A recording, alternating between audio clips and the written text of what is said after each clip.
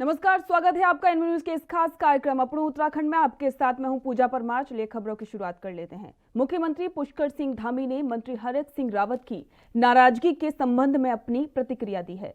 चमोली दौरे पर जाने से पहले सीएम धामी ने साफ शब्दों में कहा कि हर जनप्रतिनिधि के सामने अपने इलाके के विकास का दबाव होता है। नाराजगी जैसी कोई बात नहीं है। चुनाव नजदीक है, सभी को काम अधिक तेजी से कराने की ललक होती है।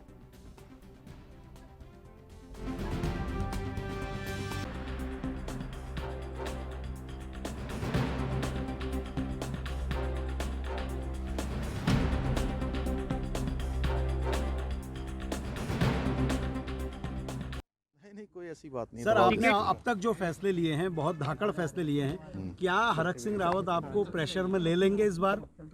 नहीं, देखिए ऐसा प्रेशर जैसी कोई बात नहीं है, आपस में उन्होंने बात करी है। टिकट कितनी राशि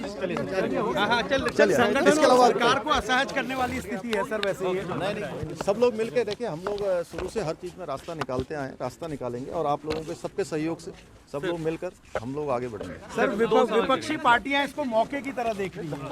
चोट लग जाएगी मेरे भाई।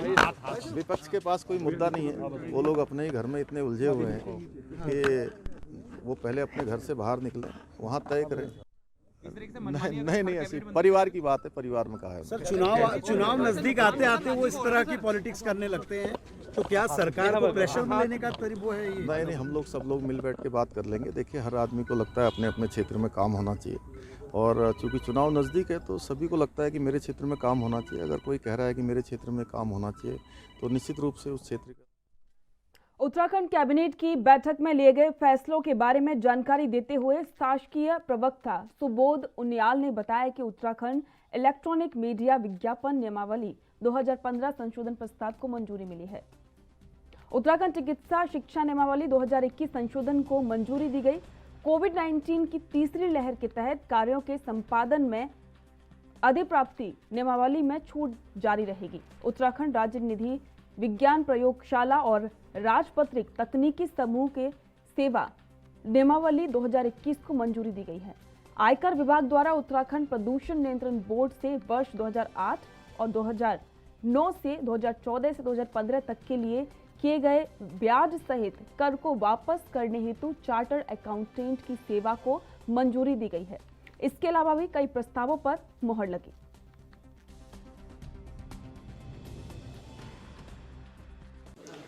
मंत्रिमंडल की बैठक में 54 से ज्यादा मामलों पर चर्चा हुई,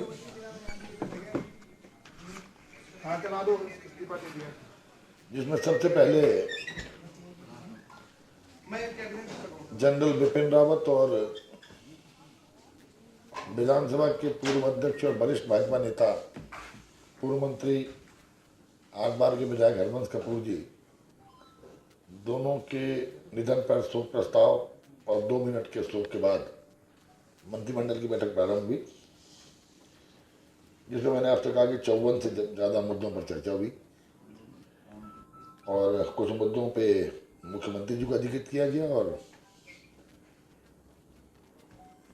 उसके अलावा जो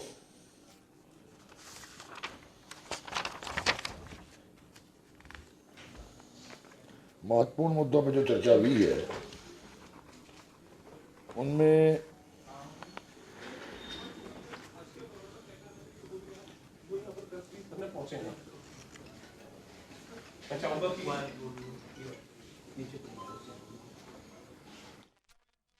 उत्तराखंड के चुनावों को लेकर अब राजनीतिक सरगर्मियां जोरों पर हैं, जिसको लेकर राजनीतिक वॉर रूम शुरू हो गया है। बीजेपी के केंद्रीय राज्य मंत्री अजय भट्ट ने कांग्रेस और आम आदमी पार्टी को लेकर कहा कि कांग्रेस का अपना मामला है, लेकिन हरीश रावत अपने बड़े भाई हैं, उनको आज बड़ा परेशान किया जा रहा है। उन्होंने कटाक्ष करते हुए कहा कि बड़े भाई को ज्यादा ही परेशानी है तो छोटा भाई सेवा के लिए तैयार है। वहीं उन्होंने आम आदमी पार्टी पर भी निशाना साधा। अब कांग्रेस के बारे में बोलना ठीक नहीं है, मेरे तो वो बड़े भाई हैं, अब मर्यादा भी नहीं तोड़ी जा सकती है। भाई साहब को बहुत दुखी कर रखा है, बुजुर्ग की तो इज्जत करनी चाहिए, संभाल के रखना पड़ता है। अब कांग्रेस की संस्कृति है बाहर निकलो, अंदर आओ, इधर जाओ, उधर आओ, चलते रहता है। अगर ज़्यादा परेशानी ही होगी भाई साहब को तो छोटा भाई सेवा के लिए तैयार है। मुंगेरी लाल के सपने देखने में कोई हर्ज नहीं। जो काम आज भारतीय जनता पार्टी कर रही है वो काम किसी ने नहीं किया। और जिस पार्टी का आप नाम ले रहे हैं, दिल्ली में कोरोना के समय सारी उनकी क्लिनिक फेल हो गई, ऑक्सीजन प्लांट नहीं लगा पाए जो स्वीकृत किया हुआ था। क्या स्थिति हुई उस समय, कितने लोग उस समय मरे दिल्ली में, वो सब लोग जानते हैं, इसलिए भरमाया नहीं जा सकता है। बेरोजगारों की बहुत बड़ी संख्या दिल्ली में है, जो वहाँ आंकड़े लिए हुए हैं वहाँ नहीं पाए हैं, और यहाँ एक भ्रम फैला रहे हम ये कर देंगे, वो कर देंगे, वो कर देंगे। भाई हमने तो 80 करोड़ लोगों को फ्री में राशन दिया है, फ्री में गैस भी दी है। और जब पेंडेमिक आता है, इस किस्म के जब बीमारियां आती हैं, जैसे प्लेग था, तो प्लेग में भी लोग प्लेग से कम मरे, भूख से ज़्यादा मरे। लेकिन माननीय मोदी जी ने सारा प्रबंध किया कि भूखों कोई नहीं मरेगा। इतना ही नहीं, और तो और गैस भी दी, चूल्हा भी दिया, सारी चीज़ करी हैं। तो जितना हम कर रहे हैं इतना तो किया ही नहीं। 1 लाख। उत्तराखंड सरकार में कैबिनेट मंत्री स्वामी यतीश्वरानंद का अपने जनपद में करवा रहे ट्रांसफर पोस्टिंग को लेकर वायरल हो रहा है, जिसके बाद से सोशल मीडिया पर वायरल इस लेटर पर जमकर प्रतिक्रियाएं आ रही हैं। दरअसल कैबिनेट मंत्री यतीश्वरानंद ने अपने लेटर पैड पर बाकायदा आबकारी अधिकारी के ट्रांसफर को लेकर उत्तराखंड शासन में सचिव आबकारी को पत्र लिखा और जिला आबकारी अधिकारी नियुक्त करने का आदेश दे दिया। सोशल मीडिया पर वायरल इस लेटर को लेकर कई तरह के सवाल उठ रहे हैं और जमकर तानाकशी भी देखने को मिल रही है।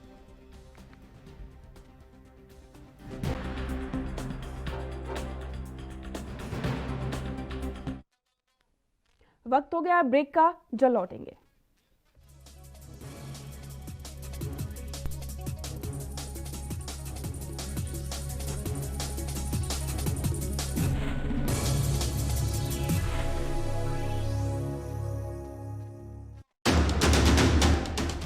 राष्ट्र धर्म,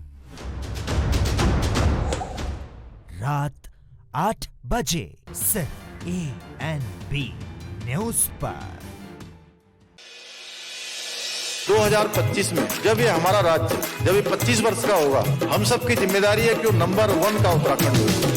19-20 के फेर में ये दुनिया 25 की सोचने वाले हमने कनेक्टिविटी को विकास का मूल मानकर कार्य किया है। इसी का नतीजा है आज उत्तराखंड पर्यटन के मानचित्र पर और अधिक मजबूती के साथ अपनी सदानत छवि को उकेर रहा है। हर क्षेत्र में हम हो आगे, उत्तराखंड हो नंबर 1, मेरा उत्तराखंड हो नंबर 1।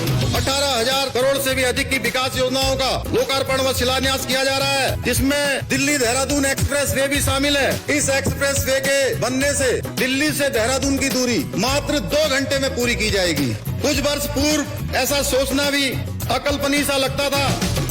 मौसम से बदलाव है देखे, बीते कल ने आज देखे, पगडंडी में सड़क देखी, नदियों ने पुल बनते देखे, हर दिन होता सुंदरता समृद्धि का संगम। हर क्षेत्र में हम हो आगे, उत्तराखंड हो नंबर 1, उत्तराखंड हो नंबर 1। जितना भी समय हमारे पास है, उस समय का हम एक एक पल और एक एक क्षण उत्तराखंड की 1 करोड़ 25 लाख जनता को समर्पित कर दिया। हमने इन 4-4.5 महीने के कालखंड में 500 से भी अधिक निर्णय कर दिए। अधिकांश की हमने जो है शासनादेश निकाल दिए। नई दिशा अब नई डगर है, ना मन में कोई अगर मगर है, दृढ़ निश्चय की अगुवाई में एक लक्ष्य पर सबकी नजर है। असंभव को संभव करते वो रखते हैं दम। हर क्षेत्र में हम हो आगे, उत्तराखंड हो नंबर 1, उत्तराखंड हो नंबर 1। सूचना एवं लोक संपर्क विभाग उत्तराखंड द्वारा जनहित में जारी। प्रगति की ओर उत्तराखंड।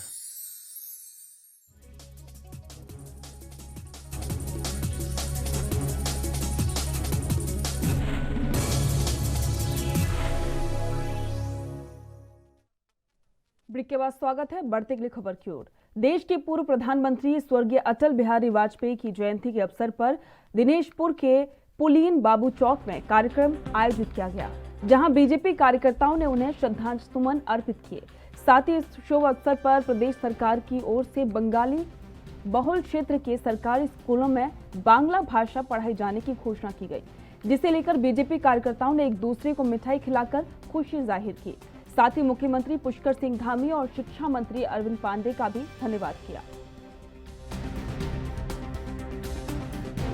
बंगाली समाज के लिए बहुत बड़ा दिन है, क्योंकि हमारे इस देश का पूर्व प्रधानमंत्री अटल बिहारी वाजपेयी के जन्मदिन के उपलक्ष्य में हमारे प्रदेश के मुखिया पुष्कर सिंह धामी और हमारे यहाँ के विधायक जो शिक्षा मंत्री है बड़े भाई अरविंद पांडे जी के अथक प्रयास से हमारे बांग्ला भाषियों को जो प्राइमरी स्तर से बांग्ला भाषा पढ़ाया जाए, इसका बहुत पुरानी मांग थी, उसको आप लोगों ने पूरा किया है। पूरा बंग समाज की ओर से आपको कोटि कोटि धन्यवाद। आज हमारे पूर्व प्रधानमंत्री अटल बिहारी वाजपेयी का जन्मदिन के उपलक्ष्य पर हम सभी एकत्र हुए हैं पुलिंग बाबू के यहाँ, और हमारे बड़े खुशी का दिन है कि आज हमारे बांग्ला भाषा लागू किए गए हैं शासन से। लेकिन इस खुशी में जो हमारे यहाँ का शिक्षा मंत्री और हमारे कैबिनेट मंत्री, उनको मैं बहुत बहुत धन्यवाद करना चाहता हूँ पूरे दिनेशपुर की ओर से, और हमारे पूरे बंगाली समाज की ओर से मैं उनको बहुत बहुत धन्यवाद। पूर्व प्रधानमंत्री अटल बिहारी वाजपेयी की जयंती के अवसर पर कालाढूंगी में मैराथन दौड़ का आयोजन किया गया, जिसका शुभारंभ पूर्व राज्य मंत्री गजराज सिंह बिष्ट ने हरी झंडी दिखाकर किया।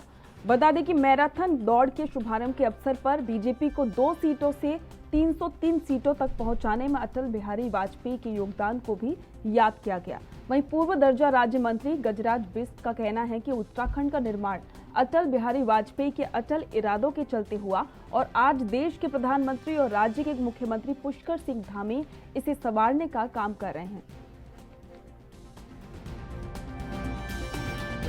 पूरा उत्तराखंड प्रदेश आज श्रद्धेय अटल जी के जन्म दिवस पर उनके प्रति अपनी कृतज्ञता प्रकट कर रहा है।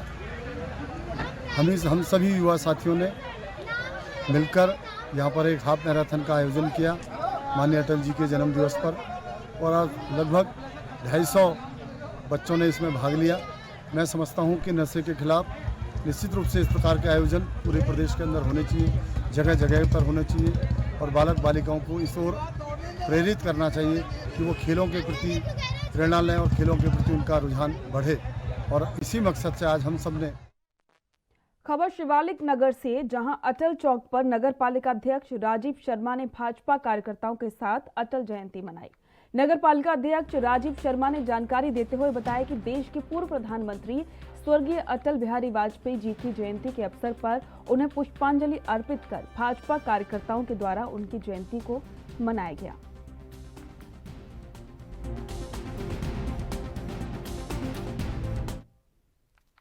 शनिवार को ऋषिकेश के मुनिकिरेती क्षेत्र स्थित गंगा रिसोर्ट में रेबार नाम का एक कार्यक्रम आयोजित किया गया, जिसमें सीडीएस बिपिन सिंह रावत और उनकी पत्नी सहित अन्य जवानों को श्रद्धांजलि देने के लिए सिग्नेचर अभियान चलाया गया। कार्यक्रम में उत्तराखंड राज्यपाल सहित कई लोग हिस्सा लेने पहुंचे। वहीं कार्यक्रम में पुलिस महानिदेशक अशोक कुमार भी अपनी धर्मपत्नी के साथ मौजूद रहे। डीजी अशोक कुमार के पहुंचने पर कार्यक्रम के आयोजन मंडल ने उनका भव्य स्वागत किया।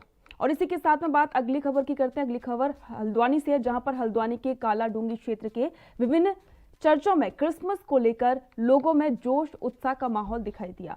जहां हल्द्वानी के चर्च में सर्व धर्मों के लोगों ने प्रभु यीशु मसीह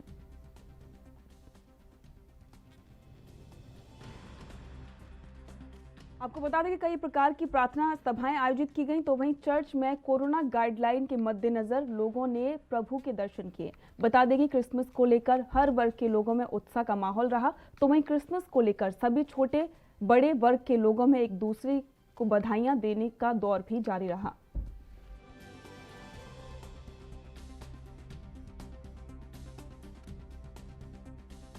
first of all happy Christmas to everyone. और हम लोग यहीं लामा चौड़ पे रहते हैं, हल्द्वानी आए हुए हैं यहाँ चर्च पे। यहाँ पे सब कुछ देखा, बहुत ज़्यादा एक्साइटेड थे देखने के लिए कि कैसे होता है। हमने काफ़ी एंजॉय किया यहाँ। Thank you. और आज का दिन कैसे मनाने वाले हैं? आज के दिन थोड़ा सा एंजॉयमेंट घर पे भी करेंगे, केक कटिंग वगैरह होगी घर पे भी, बस ऐसे थोड़ा सा जजेस को याद करके हम लोग ऐसे सेलिब्रेट करेंगे आज का दिन। जी, एक दूसरे को कैसे विश करेंगे? अच्छे से हैप्पी क्रिसमस ऐसे मतलब स्माइल के साथ विश करेंगे, अच्छे से विश करेंगे सब। आपका नाम? मेरा नाम नैना है। My name Saumya Bhandari.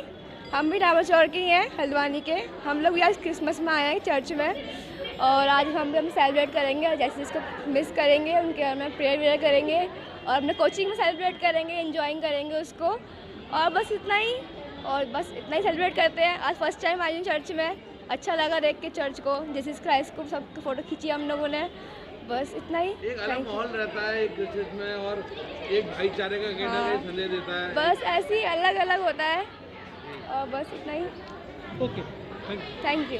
नियमों को देखते हुए कोरोना के किस तरीके से एंजॉय करेंगे इस बार? क्रिसमस का जो है हम लोग बिल्कुल सेफ्टी निभा करके क्रिसमस मना रहे हैं, और जैसे कि हर बार में बहुत ज़्यादा भीड़ यहाँ हुआ करती थी, इस बार भीड़ भी बहुत कम है, लेकिन लोगों ने जो है अपनी भाईचारे का प्रतीक बनाया है सबको, और क्रिसमस बहुत अच्छे से सेलिब्रेट करते हैं। एक हमारा ये त्यौहार है जब यीशु मसीह ने जन्म लिया, तो उसको देख करके हम लोगों में भाईचारा होता है। आज के दिन जो है सारे गिले शिकवे माफ़ होते हैं, जो गलतियाँ होती प्रभु से अपने अपने जो भी गुनाह होते हैं उनके लिए लोग रिपेंट करते हैं, और बहुत इन्जॉय से इसको मनाते हैं। ठीक, क्या नाम? आशीष। ठीक, त्यौहार मनाया जा रहा है, क्या कहना चाहते हैं? नहीं, मैं सारे प्रदेशवासियों को, देशवासियों को विशेषतम क्रिसमस पर्व की ढेरों अनेकों शुभकामनाएं देता हूं, और ईसा मसीह का जो जीवन था, उनका जो त्याग था, उससे हम सबको उनके बलिदानों से सीखने को मिलता है, और अमन, चैन, सुख, शांति बनी रहे, ऐसी मेरी आशा है इस महान पर्व के अवसर। जिस प्रकार से क्रिसमस में बहुत उल्लास रहता है, हल्द्वानी की विभिन्न चर्चों में बिल्कुल भीड़ लगी हुई है, क्या कहना चाहते हैं यहाँ के लोग? नहीं, देखिए, ये तो उत्साह तो बनता भी है, और भारत में जो अनेकों पर्व हैं उनमें से महत्वपूर्ण पर्वों में से हमारा क्रिसमस भी है। और भारतवर्ष की खासियत यह है कि हिंदू, मुस्लिम, सिख या ईसाई सबके पर्वों को सब मिलकर मनाते हैं। वक्त हो गया ब्रेक का, जल्द लौटेंगे।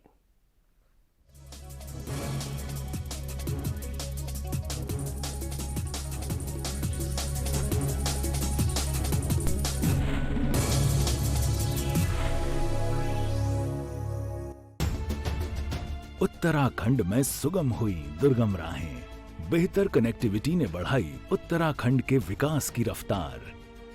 इससे लगातार बढ़ती पर्यटकों की संख्या से राज्य के पर्यटन उद्योग को भी मिल रही है मजबूती, और होम स्टे बन रहे हैं पर्यटकों के ठहरने के पसंदीदा पड़ाव। अब उत्तराखंड में होम स्टे लगभग हर गांव में उसकी बात पहुंच चुकी है। मुझे उत्तराखंड के लोगों से बात करने का मौका मिला था, जो बहुत सफलता के साथ होम स्टे चला रहे हैं, और मुझे विश्वास है उत्तराखंड होम स्टे बनाने में, सुविधाओं के विस्तार में पूरे देश को एक नई दिशा दिखा सकता है। उत्तराखंड सरकार प्रधानमंत्री श्री नरेंद्र मोदी के विजन को साकार करते हुए राज्य में होम स्टे योजना को प्रोत्साहन दे रही है। पंडित दीनदयाल उपाध्याय होम स्टे योजना के संचालकों को भवन निर्माण के लिए उपलब्ध करा रही है आर्थिक सहायता, जिसमें पर्वतीय क्षेत्रों के लिए कुल लागत का 33% व मैदान के लिए 25% दिया जा रहा है अनुदान। पहाड़ की खुशनुमा आबो हवा के बीच बने होम स्टे में जैविक उत्पादों से बने स्वादिष्ट व्यंजन पर्यटकों को खूब भा रहे हैं। इससे ग्रामीणों को घर पर ही रोजगार मिलने से आर्थिकी भी हो रही है मजबूत। नए विजन और नए सृजन के साथ आगे बढ़ रही है उत्तराखंड सरकार।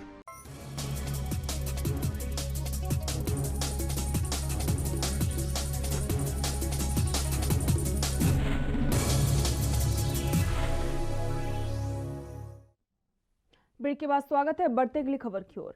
पूरे देश में जहां 25 दिसंबर को क्रिसमस मनाया जा रहा है, वहीं अल्मोड़ा के बाइडन कैथोलिक चर्च में भी प्रभु यीशु मसीह की प्रार्थना की गई। यहां के लोगों ने एक दूसरे को क्रिसमस की बधाई दी और एक दूसरे के लिए दुआ मांगी। चर्च के फादर रॉबिन दास ने सभी को प्रभु यीशु मसीह के मार्गों पर चलने को लेकर जागरूक किया। क्रिसमस के इस पावन पर्व पर सभी अजीज़ों ने हिस्से को लिया, और ज़रूर है कि ये क्रिसमस की इबादत, जो कि प्रार्थना सभी सुबह 10:30 बजे से चर्च में आरंभ की गई, और उसमें स्थानीय लोगों ने और हमारी कलीसिया के तमाम लोगों ने हिस्से को लिया, जिसमें प्रार्थना व गीतों का गायन और वचन पर मनन और चिंतन किया गया।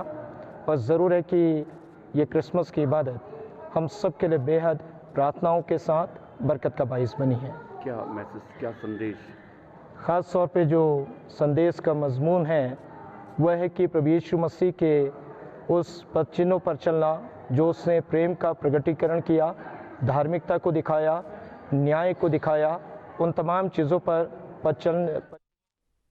शनिवार को भेल हरिद्वार में स्थित मेथोडिस्ट चर्च में क्रिसमस पर सांस्कृतिक कार्यक्रमों का आयोजन किया गया, जिसके साथ ही क्रिसमस के पर्व को भी बड़ी धूमधाम के साथ मनाया गया। सुबह से ही ईसाई धर्म को मानने वाले अनुयायियों का चर्च में जमावड़ा बना रहा। जहां एक और चर्च को दुल्हन की तरह सजाया गया, वहीं चर्च के प्रांगण में सांस्कृतिक कार्यक्रमों का भी आयोजन किया गया। आज जैसे सबको ही पता है कि क्रिसमस का त्यौहार है और क्रिसमस के दिन प्रभु यीशु मसीह का जन्म हुआ था और उन्होंने एक राजाओं के राजा और प्रभुओं के प्रभु होने के बाद भी एक जन्मस्थली जो थी अपनी, वो चरनी को चुना, एक गौशाला को चुना और वहाँ पर उन्होंने जन्म लिया। एक शांति का, प्यार का जो संदेश उन्होंने दिया और ये चाहा प्रेम का संदेश कि किसी भी तरीके से हम लोग आपस में भाईचारे, मानवता के साथ, इंसानियत के साथ रहें। आज के दिन का यही सिर्फ एक उद्देश्य है और हम अगर ये सब कुछ कर पाते हैं तो परमेश्वर का बहुत बड़ा अनुग्रह है कि अगर हम ऐसा कर पाएँ। तो मेरी उत्तराखंड कांग्रेस में हरीश रावत के ट्वीट के बाद अब हरीश रावत को मुख्यमंत्री का चेहरा घोषित करने की मांग बढ़ने लगी है। अल्मोड़ा के पूर्व विधायक मनोज तिवारी ने भी अब हाईकमान से मांग करते हुए कहा कि हरीश रावत ने प्रदेश की कांग्रेस को मजबूत किया और सर्वे में भी हरीश रावत का नाम सबसे आगे है। प्रदेश की जनता भी हरीश रावत के पक्ष में है। ऐसे में उन्होंने हाईकमान और वरिष्ठ कांग्रेसियों से निवेदन किया है कि 2022 में हरीश रावत को मुख्यमंत्री का चेहरा घोषित किया जाए ताकि 2022 में कांग्रेस सत्ता में आ सके।